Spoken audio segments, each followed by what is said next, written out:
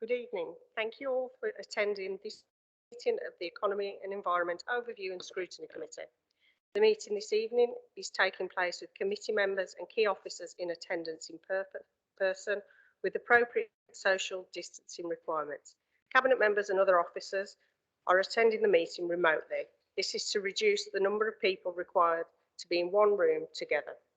The agenda and papers for the meeting are available on the Council's website via the committee information pages. Voting this evening will be in way of show of hands and recorded by Democratic Service officers. Committee members are requested to only switch on their microphones when invited to speak to ensure all contributions are clearly audible on the stream. To proceed and confirm that we have quorum, I will introduce myself and then call on each committee member in attendance one by one to introduce themselves. I'm Councillor Harrison, I'm the chair of the meeting. Councillor Elson. Councillor Elson, substituting for Councillor Follows, sorry. Councillor Singh Sohal, Pedic Board. Councillor Whitehouse, Shorty.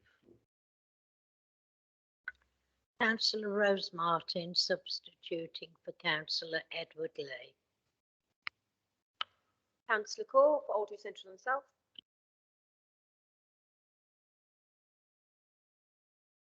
Councillor Paul Bott. Councillor Lee Jevons, Birchall's Leamore. And Councillor Allen for Boxwood West. Thank you. I can confirm we have quorum for the meeting. There are also a number of cabinet members and officers and invited guests in attendance.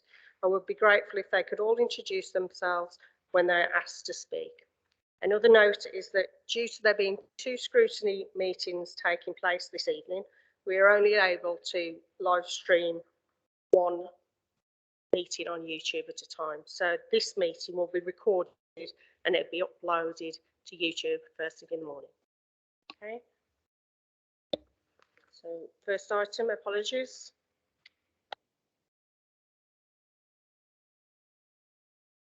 Chair, we have 2 apologies for Councillor Follows and Councillor Lee. Queue and substitution. Chair, 2 substitutions, Councillor Martin for Councillor Lee and Councillor Elson for Councillor Follows. Thank you. Are there any declarations of interest or party wish? Received. Can we approve the minutes of the previous meeting? Approved. All in favour?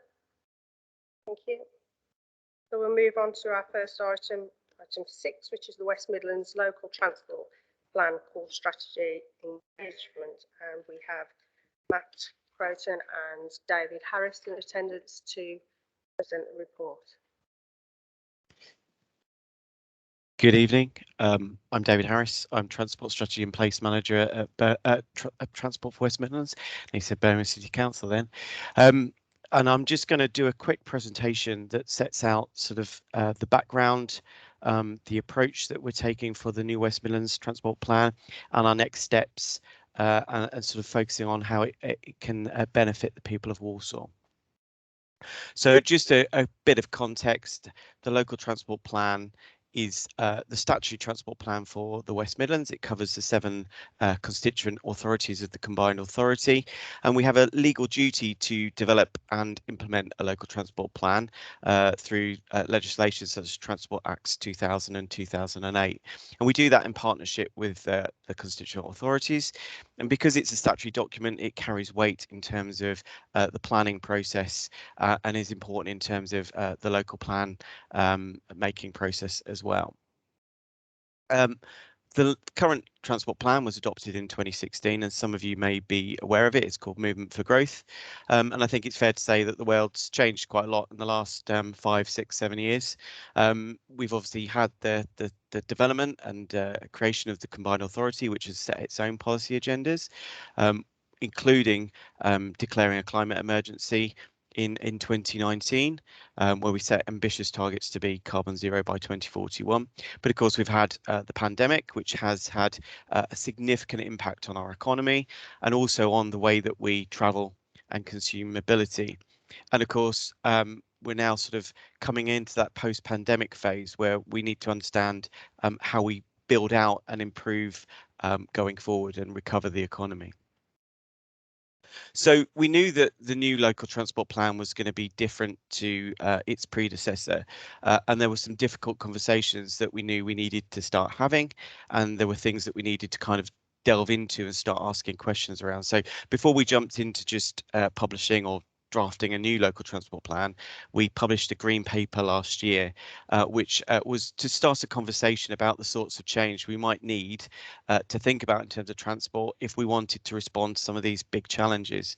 And we did a lot of engagement across a range of channels, which included standard kind of online surveys. We did talk to a number of scrutinies. And we did deliberative deep dive engagement around key issues, which really helped us understand how people felt about some of the big challenges and some of the things that we might think about taking forward. And actually on that engagement, people were really interested, and we actually got more engagement on the green paper than we had on any previous local transport plan before. And some of the feedback that we had was that overall people supported the key aims of what the new local transport plan could do. And people were obviously concerned about some issues such as climate change. People felt that traffic on roads, 2/3 of people felt that traffic on local roads was indeed a problem. And whilst the car was seen as something that wasn't going to go away, there was a sense of we needed to reduce our car use if we were going to try and tackle some of these big problems. And I think one of the most interesting things that came out was when we polled some of the people that responded to initial parts of the engagement subsequently around the idea of whether we should do things such as demand management and think about other tools to help us with behaviour change. 68% of people said they understood the need for us to use some of these tools if we had to, if we needed to achieve some of these massive shifts in behaviour change, which we may need to do in terms of responding to things like the climate emergency. So we had a lot of feedback, we had a lot of information, and we needed to then play this through to members and to leaders in particular. So in September last year, we had a summit, which is a bit of a overselling a meeting with members one Friday morning in September, but essentially we played back some of these big issues to leaders, and they agreed that being risk averse around our transport policy and strategy carried risks, that had risks in terms of the economic success of the region, the issues around inclusive growth, and of course our ambitions around the environment. But also there's reputational risks at play if we weren't seen to be moving forward in a way that was perhaps keeping pace with other key areas. They understood that there was indeed a case for thinking about how we dealt with behaviour change differently, and that whole concept around behaviour change and demand management was accepted. And that was also understood that it was important if we're going to continue to support the viability of our public transport network going forward. It was also acknowledged that going forward, the government is starting to attach quite stringent conditions and expectations around funding that we're receiving. And in future, we're going to be expected to show demonstrable impacts around things like carbon and probably around levelling up. And those are going to be important for us to demonstrate going forward. But of course, all this sounds great, but of course it doesn't necessarily translate easily into support and success at the ballot box. And there are challenges that we need to overcome there and work collectively on. And so that's why the new LTP has been developed in a way that acknowledges the challenges and doesn't start from a point where we're going out and saying, right, you know, we're going to do all these difficult things. It's acknowledging that there is a need to do those difficult things, but at the same time, we need to think about how we start to communicate that and take people with us, and ultimately put those decisions with the people in our communities to make the right choices to help us move forward.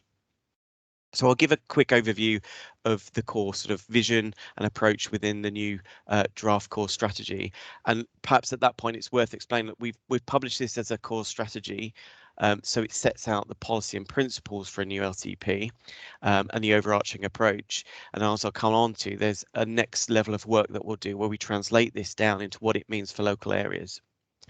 So in the new core strategy, what we're promoting is a vision for a West Midlands that is connected by good public and shared mobility services that allows you to get anywhere in what we're calling a 45-minute region. by a range of modes, including car, but making sure that we have that good shared and public transport network that people can thrive and live without having to rely on and use a private car all of the time. And within that, then we've also got this concept around 15-minute neighborhoods, where the things that you need on a daily basis are within easy reach by walking, cycling, wheeling modes. And to try and sort of explain the sort of overarching approach, in the green paper we discuss these 5 motives for change as to why we would want to think differently about transport. So one of those is obviously tackling the climate emergency and changing travel behaviours to decarbonise. But we also recognise that there are other things that we need to do. Transport holds back the economy, congestion costs money, so we need to think differently about how we travel, when we travel, and how we use the transport system and other policies around it to help us get better outcomes. Linked to this, things around creating a fairer society. So actually transport and the way we plan transport can have impacts which don't always benefit people in the right way. So we do have a dichotomy of access. So if you have a car, you can access far more opportunities and jobs across the entire region than you can do if you solely rely on public transport or non-private car modes. And that's an important thing if we're serious about levelling up and challenge delivering inclusive growth. We've got to look at how we level the playing field there. And at the same time, our more vulnerable communities are more likely to be exposed to the risks around sort of road safety, poor air quality. And so there's a need for us to kind of remove those inequalities if we're serious about inclusive growth. The whole thing around our communities, if we want people to sort of walk actively, travel sustainably and stay local, then we need to think about how we make better places locally and make our neighbourhoods more sustainable. And ultimately linked to that then is using our streets in a safer way and making them more sort of accessible so that people feel more likely to walk and cycle as they go around their travel in the West Midlands. So thinking about those things, there are a number of things that we need to try and do to the transport system that help deliver against those. And those are improving accessibility, so making sure that people can access the things they need to easily by more sustainable modes. And part of that is not just about the mobility solutions, that's about spatial planning and digital connectivity aspects as well, what we call the triple access system. So it's not purely always about transport solutions to solve perceived transport problems. Obviously, if we can do some of those things and we can shift people into different forms of traffic or even get rid of some journeys, then we can reduce traffic overall and we can start to use the transport system a bit differently, a bit more efficiently.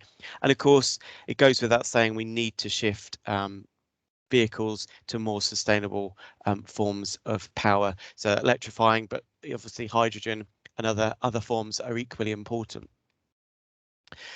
And in doing this, we've sort of in the document, we frame these things around what we call the avoid, shift, improve framework. And I won't dwell on that too much, but essentially we need to kind of think about the users of the transport system and what's important to them in terms of the decisions they make about the modes they choose to use as they're travelling around the West Midlands and around neighbourhoods.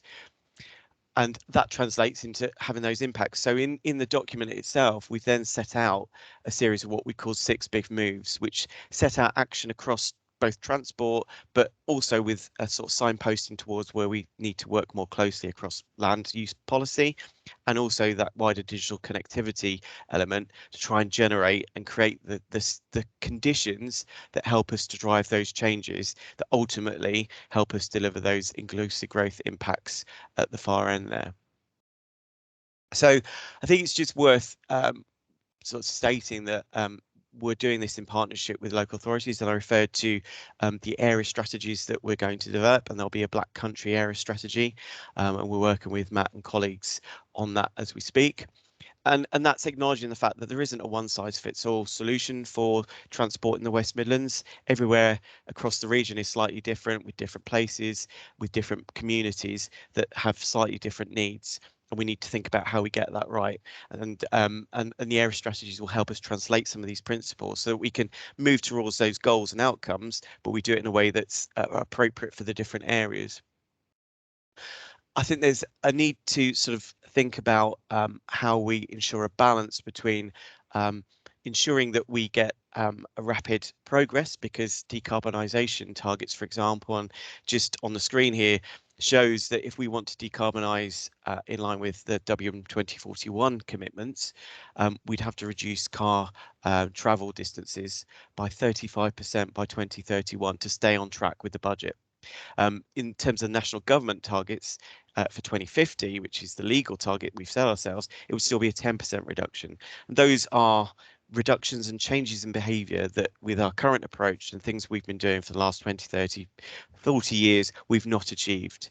And if we're serious about achieving some of these things, we're going to have to think carefully about what are the interventions that we can best use our limited resources on to drive the behaviour change at the level that we need to. I think it's also important to in the discussion realise that we're not just simply going to have those outcomes by what we call providing the carrots. There is the need to think about those wider demand management measures, and that's not going to be the same for everywhere. What's right for Birmingham city centre will not be the same for Walsall, and demand management doesn't necessarily mean pricing. It could mean thinking about differently about how we use the roads and reallocating road space and those sorts of things. But it has to be part of the mix to try and drive those behaviour change decisions that we need to kind of deliver. And ultimately, though, we need to think about how we get support for those things, because ultimately we know that people don't necessarily right now support moving away from their cars. So we've got to think about how do we make that something that people accept and ultimately almost want. And that sounds difficult, and right now it sounds almost like a mountain to climb, but it is something we need to think about, because we have to have that conversation. If we continue with the status quo, we won't get where we need to be. And we need to think about new ways of having those conversations to try and move us forward. And it's really important, because if we can't do that, we'll be stuck in essentially a decision paralysis where we're not moving forward and we're not getting the improvements that we think, based on what we've seen in the research we've done to date, people need to see.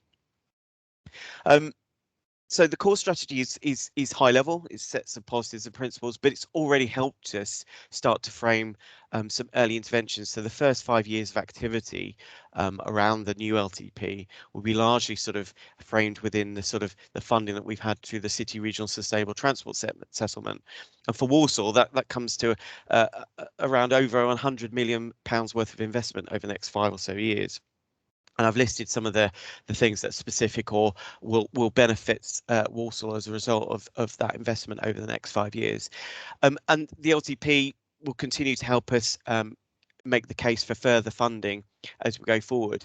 But I think it's just also worth impressing that whilst there's some really good stuff coming forward, there will still be a so-called policy gap around sort of where we need to get to in terms of the behaviour change and driving that sort of the improvements to the transport system and people's travel behaviours, if we're going to close some of those policy gaps that I spoke to in the earlier slides.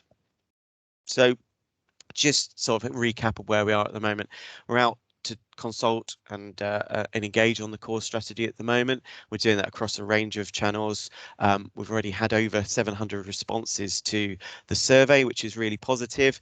We're going out and speaking to a range of stakeholders, like obviously local authorities, and also organisations, businesses representing a range of individuals and businesses and people across the region. So the core strategy and the wider consultation materials are available on the website at the moment. In terms of how we now move forward, we'll do the engagement and that closes in April. And we're intending then to sort of take that draft core strategy back to WMCA board in the summer. In parallel, what we're doing at the moment, I referred to the 4 area strategies. They're being worked up as we speak, with one for the Black Country, but we're also then taking those 6 big moves that I alluded to, which are set out in that core strategy, and we're starting to develop those into more detail, with more detailed policies and strategies, and they will complement the area strategies, and the 2 are sort of being developed hand in hand as we speak.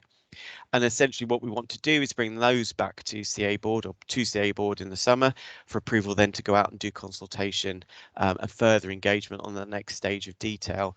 And at that point, I'd really like to come back to your committee and have a further conversation about what these things mean for the Black Country. So I thought it would just be useful then for the committee just to sort of reflect and think about a few things to sort of have a discussion on this. And clearly this new LTP is starting to promote a different way of thinking about transport and transport planning in the West Midlands. And in kind of thinking about the sorts of things we might want to see in a Walsall area strategy, the three things that we've said we want to try and achieve in terms of the transport system are those three things on the left. We want to reduce traffic, we want to electrify the system, and we want to improve accessibility, because those are the things we think will move us forward in terms of those motives for change. But I'd just be interested for the discussion to sort of get members' views around sort of what do you think for Walsall would be a fair approach to encouraging and delivering those sort of behaviour changes that we need to see that not only help the LTP objectives, but also help Walsall's wider aspirations for its plans. So thank you very much for your time this evening, and happy to answer questions and look forward to the discussion. Thank you. Thank you very much for that. Any questions or comments from the committee? Councillor Jevons? Yeah, thank you for coming and presenting this to this evening. Very detailed report, and it takes some reading because there's a lot in there, and rightly so. And it's good to hear that Walsall could be up for £100 million worth of investment when you're never going to turn that down. And investment in transport is key, and we all know that we have to change our behaviours. And interesting then, I'm thinking now about the survey that you've done. You said you've had around 700 responses, but there's a lot of people living in the West Midlands. So I mean, that's I mean, it's encouraging that you've had some responses, but that's quite a, you know, you could do more. But I just wondered, have we actually, you said you've got to get people to change their behaviour. Yeah, you have. But have we actually got out to the people themselves and said, well, why do you use your car? Because when I look at it, and maybe it's a bit simplistic, I look at what's going on around me, and there are pinch points during the day, and a couple of them are sort of school run time, aren't they? You get these intense, ferocious journeys, people parking where the heck they like, upsetting the neighbours of the school and whatever. But to me, what you've got there is mothers trying to get their kids to school, and it might be across a couple of different schools. So they're dropping one child at a primary school, but another child that's older has got to go to a secondary. And the secondary school usually involves the bigger journey. So they dash to one place, drop off, dash to another. And that's why they take the vehicle. Now, are there any plans then to look at travel schemes that are safe and protected and cheaper for children in secondary school? Maybe that would encourage people away from the car, especially at these pinch point times. And getting people out of the car, I'm glad to see that you've looked at broadband. I know that was sneered at some time ago, but people have got used to working at home. One of the ways you encourage traffic off the road is if they just don't have to get on there in the bloody first place. And they don't have to go to work, they're working from home. And a lot of people are now quite comfortable at doing that. They shop from home. There are other knock-on effects of that, but okay. What is the extent of this broadband rollout? Because I think that could help. I know that I've got a member of my family now who used to work and got like an office-based job, and now she's working from home permanently. Very happy to be so. So if you could comment on that, please. Yeah, okay, happy to. Yeah, thank you, Councillor Jevons. So really good points there. I think one of the first things I'd say is, why do people travel? And particularly why they choose to travel with a car? Multifaceted reasons. And I think this is why it's such a complex area that we we need to do a lot of work, and we started to do that. We started to think about how we start to ask those questions. So when we did the green paper, we did some deliberative engagement around those sorts of things about why people choose to own cars, what sort of journeys do they make, and start to help us think about what kind of things do we need to do to change those behaviours. And there aren't necessarily simple solutions, but there are things going on across the West Midlands which will help us to understand what sort of choices people make and why they make them. So on top of the work we did on green paper, you might have heard about things like mobility as a service. We've done some pilots around that. In Coventry, for example, we're trying to understand what sort of incentives and changes we can make that might encourage people in future to make different decisions. So part of it is, yes, having better public transport, but actually there are other things that we need to think about. You know, the location of facilities and other opportunities is all part of the mix as well. So I think it's something we're starting to look at, and we're sort of drilling down into it, and as sort of alluded to, as we go forward, that kind of understanding people's behaviours and understanding what sort of things might help shift those behaviours in future, we need to look at. And again, as I sort of alluded to in the presentation, that'll be different for different people in different areas. And I think the work we're doing on the area strategies will help us have an answer on that. In terms of your point around schools, a couple of things all kind of work against us on that, in that the old sort of ruling or requirement that you'd send a kid to the nearest school kind of went out the window, and that's related to this sort of dispersal of school travel behaviours that I think we've struggled with for quite a long time. In terms of travel schemes, obviously there's a lot of work that particularly the local authorities more lead on in terms of travel to school requirements, but there are things that local authorities could do.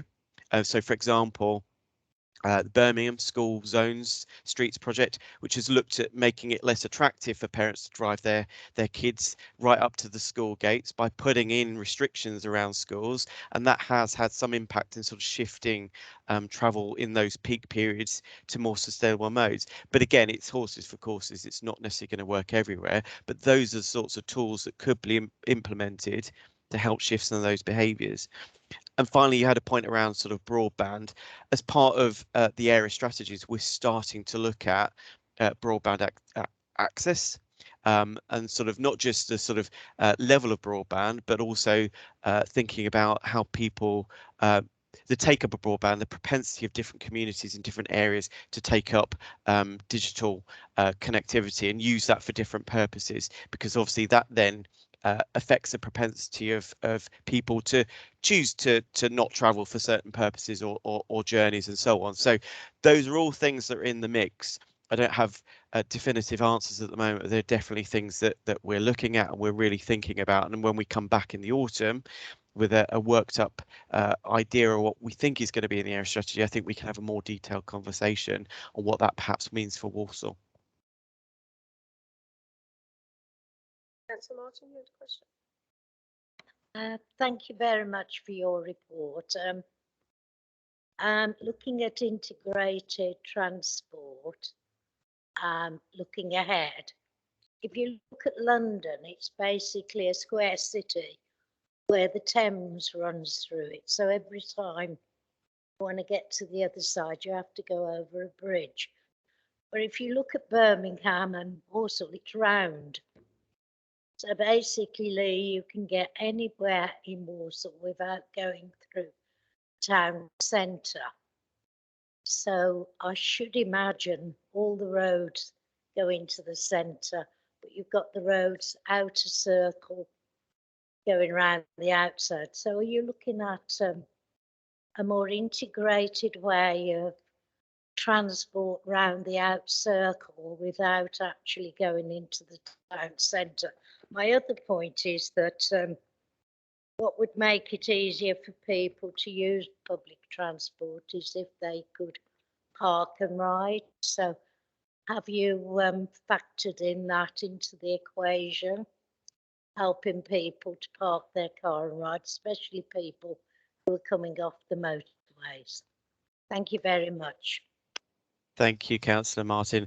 Absolutely, a better integrated transport system is definitely something that we need to aspire to, and the new RTP sets that out.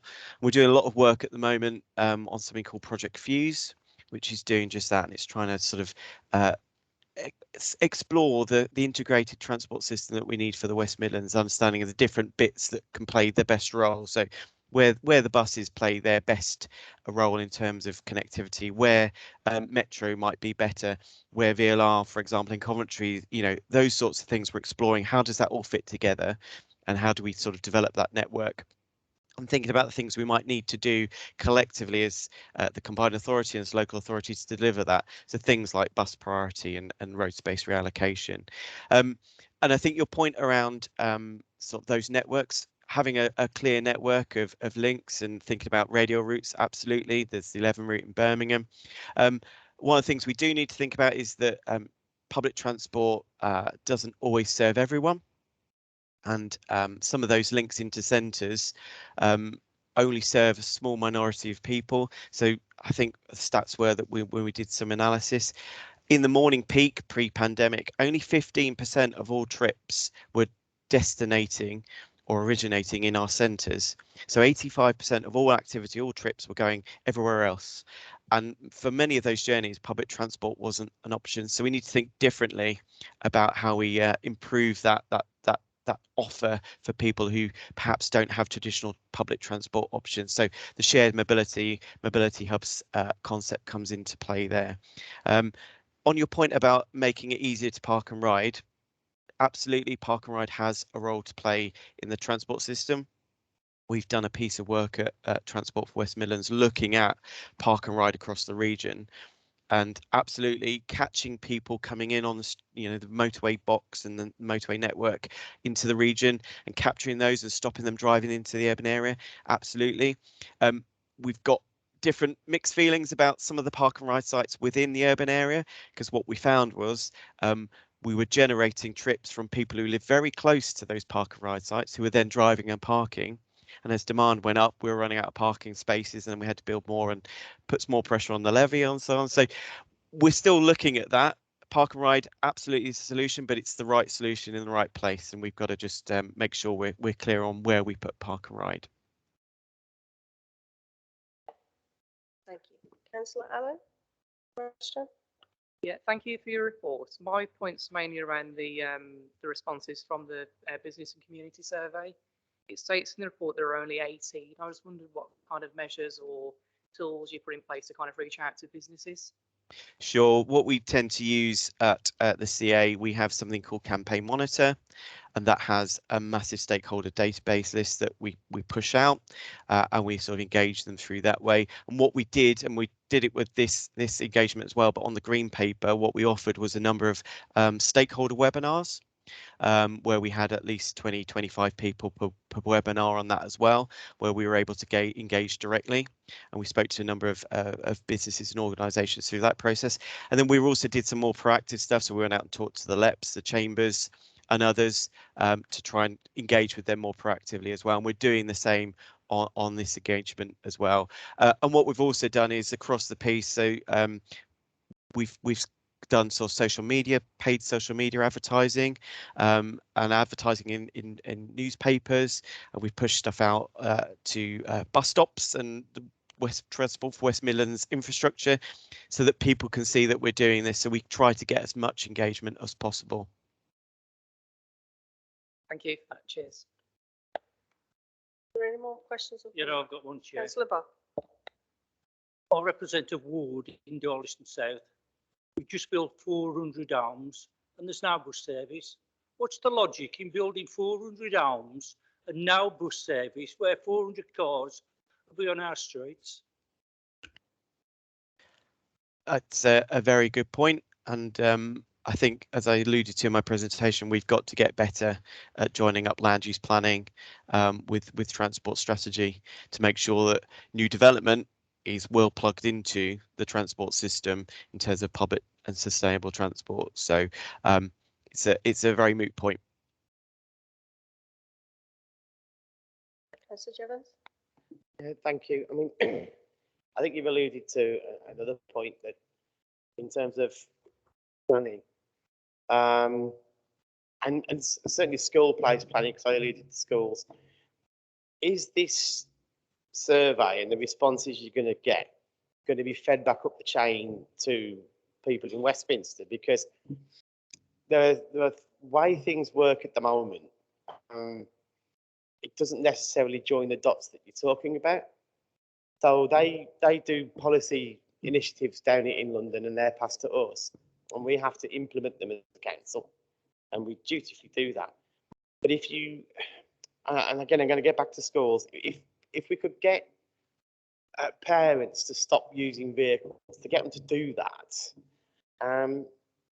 do we need to get back to using more local schools or having better because I know where I live, which is in Birchall's Leamore ward in Walsall, and I live at the north end of that in Leamore. A lot of our children now, for secondary schools, are shipping off to Brownhills, which is right on the edge of the Walsall boundary there, with South Staffordshire, Lichfield, and that's quite a journey they're making. Now they're having to get school buses there, but you're right that because the way the schools are now managed, it's not a good local school anymore. It's you've got a choice and the preference and all this stuff. But you can see what I'm saying. Unless policies in London are informed by the kind of things we see here, and I'm not trying to kick anybody necessarily, then is it going to work? Because we're doing a lot of work here, but it has to also inform the policymakers in London so that they're aware that if you want cars off the road, if you want better levels of NOx and CO2 and improvements in your environment, then it has to be environment in all policies. Does that make sense to you? Yeah, absolutely. It's a moot point, and it's not something I would say I've got any sort of evidence to hand to say this is the extent of the problem. But I think you're probably right. I think there is an issue. What we can directly do about it right now either is certainly not the combined authority. It would be a local planning authority issue if you had any powers or educational authority, but I don't think you do at the moment. I think it is something that we need to have in the mix, and maybe we do need to feed that back to government, but I don't think there's an immediate solution to that problem on the table right now, unfortunately. Councillor Martin? Sure. Councillor Botts made a very valid point that you built 400 houses. I presume it's gone through our planning department, but nobody seems to have talked to the transport people. Perhaps that could be a condition in the planning application. If it's more than so many houses, what provision there is for transportation. I would imagine there were discussions. I don't know if Matt wants to come in at that point.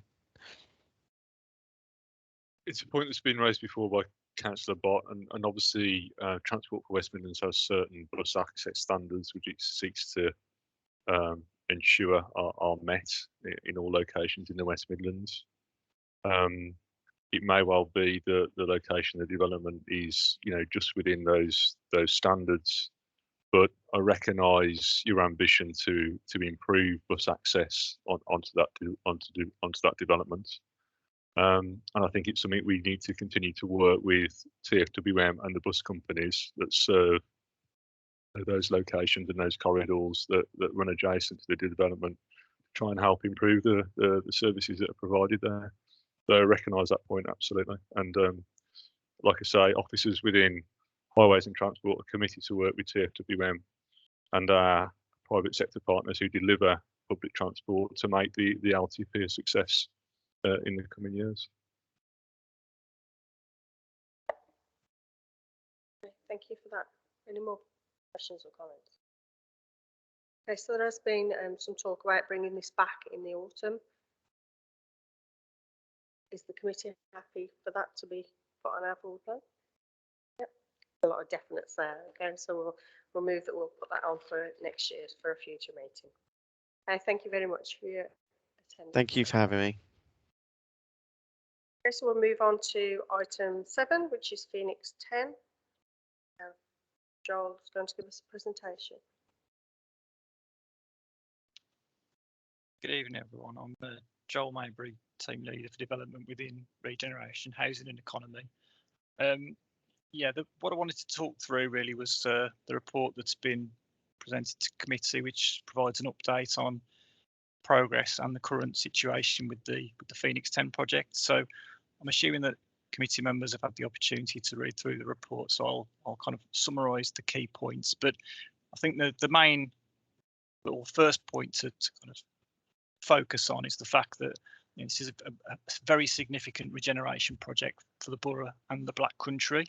So the Phoenix 10 site, I'm sure you'll be aware of, it's the site adjacent to the M6. It's the former IMI Copperworks and some adjoining council land. It's a 44-acre site that's got a high profile, immediately adjacent to the motorway, and it's, as I say, visible from the M6 to thousands of motorists who are passing every day. The delivery of the project for employment uses can really make a positive impact on the employment land supply for the borough. The IMI Copperworks closed in 1999 and the site's been vacant ever since. So it can really make a huge impact in bringing that land back into use. And I think the report includes an image of the site as it currently stands. It's a key priority for the LEP and the council due to the contribution it can make to economic growth objectives. But the reason the site's remained vacant for such a long time is there's obviously need for significant remediation work to address the contamination from the historic uses. And the council and Homes England as joint landowners have been working together to bring this project forward since way back in 2012. So it's been a project long in gestation. In 2014, Cabinet approved the commencement of a procurement exercise to appoint a private sector partner who would remediate and develop the site, and that led to a competitive dialogue process commencing in 2015, which led to the tenders being submitted in early 2017. Henry Boot Developments, who have gone on to be appointed as our partner, submitted their tender at that time, and Cabinet selected Henry Boot as preferred bidder later on in 2017, late in December. I think it's important to note, given the scale of the site and the intervention required, Henry Boot Developments are part of the Henry Boot group of companies, a long-standing company within the country. Have got are experts in the field of design and development, and undertake many significant development projects across the UK and across various sectors. The project, due to the nature of the site, requires funding to support a viability gap created by the historic uses, and the council submitted a submission to the LEP via a full business case in 2018 to secure funding from LPIF, which is funding that's managed by the LEP and comes down from the combined authority, and was successful in securing that funding to enable the project to proceed. The certainty around funding then enabled Council, Homes England and Henry Boots to progress detailed legal discussions around the contract documents. And we were pleased to get to the point in November 2020 where the contracts were exchanged. And since that time, there's been a number of significant milestones achieved to kind of bring this project forward and get to the point now where things are going to start to be seen on site quite soon. So Henry Boots submitted a hybrid planning application for full consent for the remediation and the creation of development platforms in outline form. That application went to committee in April of last year, and the planning decision notice was issued in November following certain matters being resolved.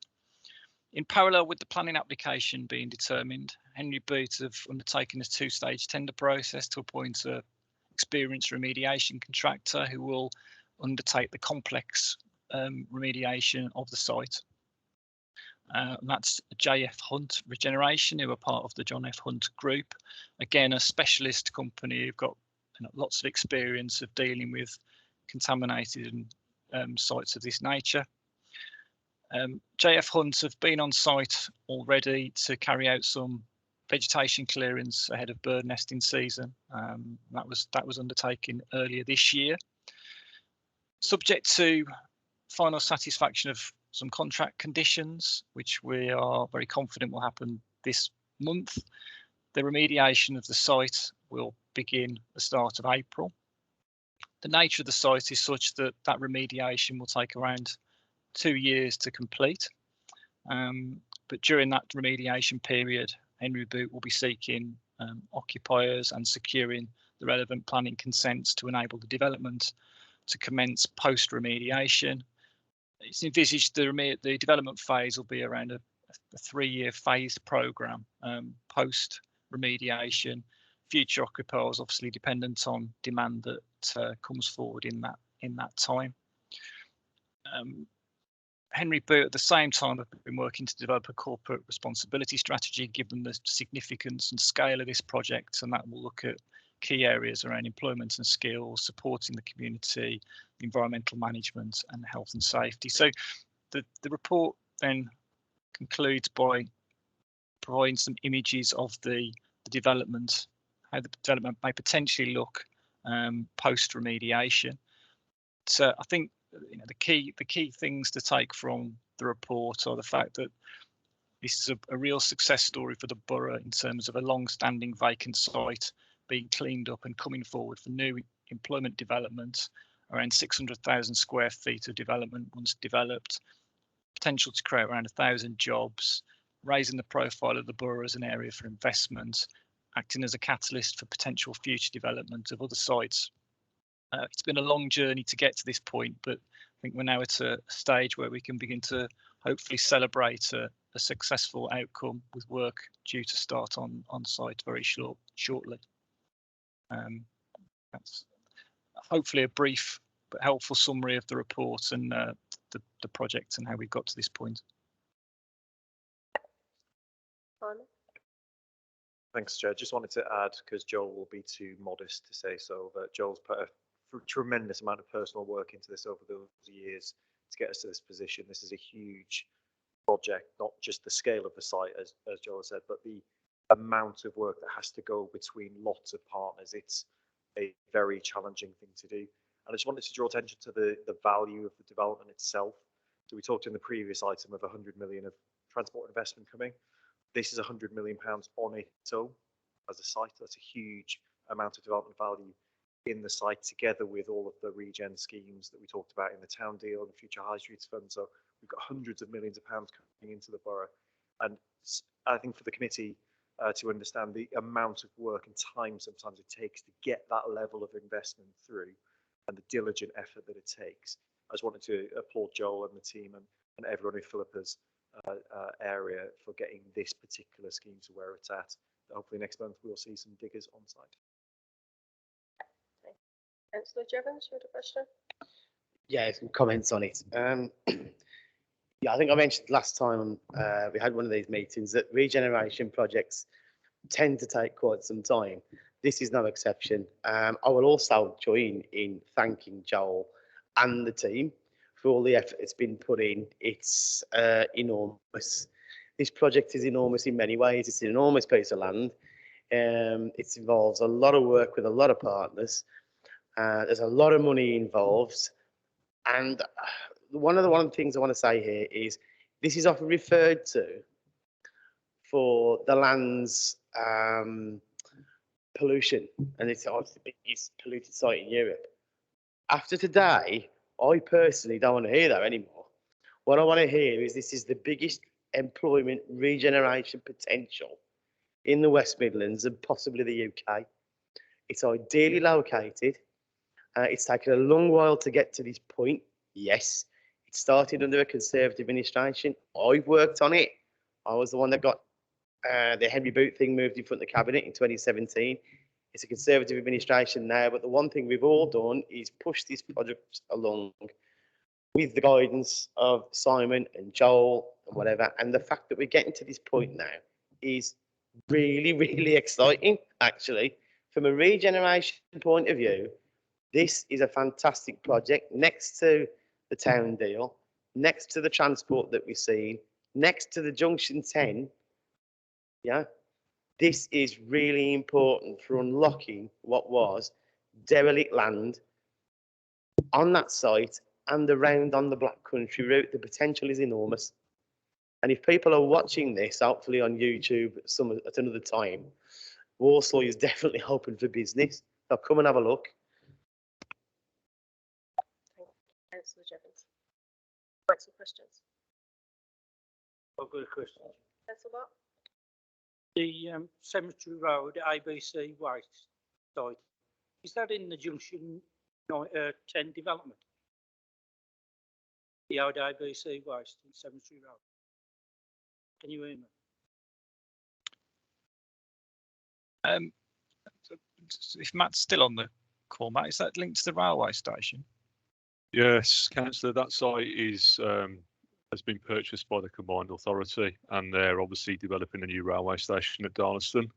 No. And another one at Woodenhall. So that site is earmarked for development for the train station. Yeah, I wonder about the ABC waste, the side of Cemetery Road. By the cemetery. Yeah, that's the site for the Darlaston rail station. Yeah, James Bridge Cemetery Road. Now there's two sites there. One's the old railway station, and the one's the old ABC recycling site. So the site that's north of Kendricks Road and backs onto the Eurofoods development.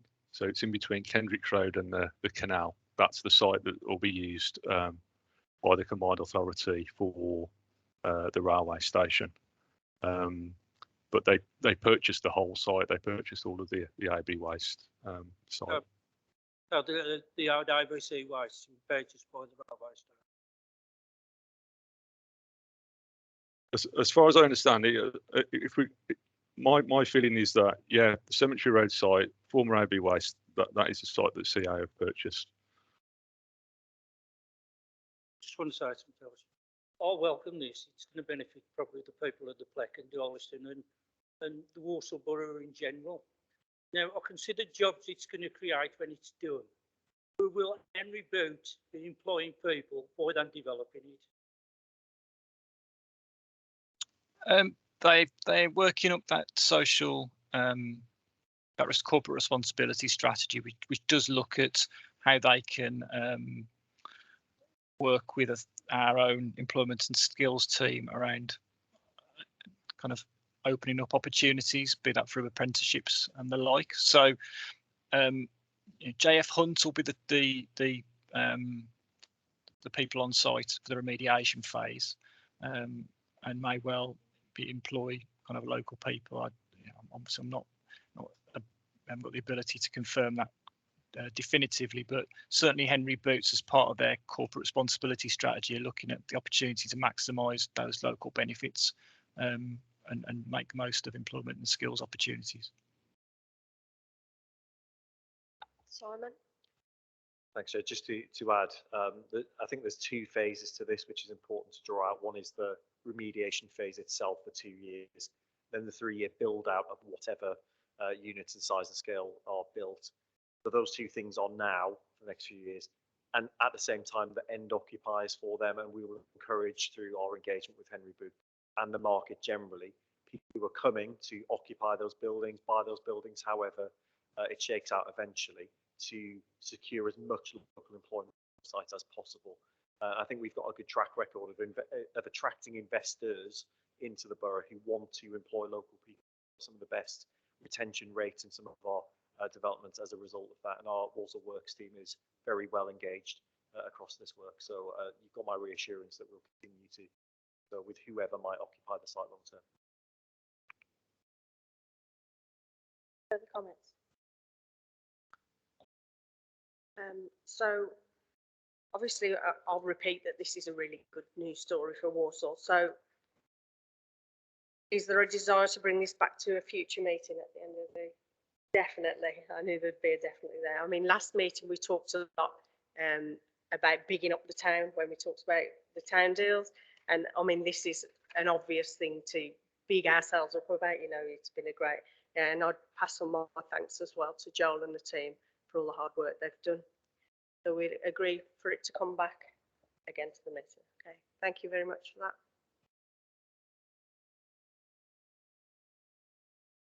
Moving on then to item 8, which is our areas of focus for the next meeting. We've got listed Willenhall Master Plan, bonfires, electrical vehicle charging again. And there is possibly a petition that was handed in to council recently. You're all happy with those items? Anybody got a burning desire to add anything else? Okay, so forward plans. Everybody had a look at the forward plans? Any comments on those? No. And then we've got the new item, item 10, which is our recommendation tracker.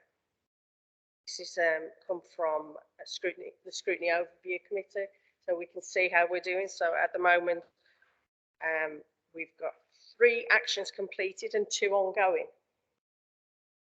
All happy with that? I think it's quite a good thing to look at to keep us on track.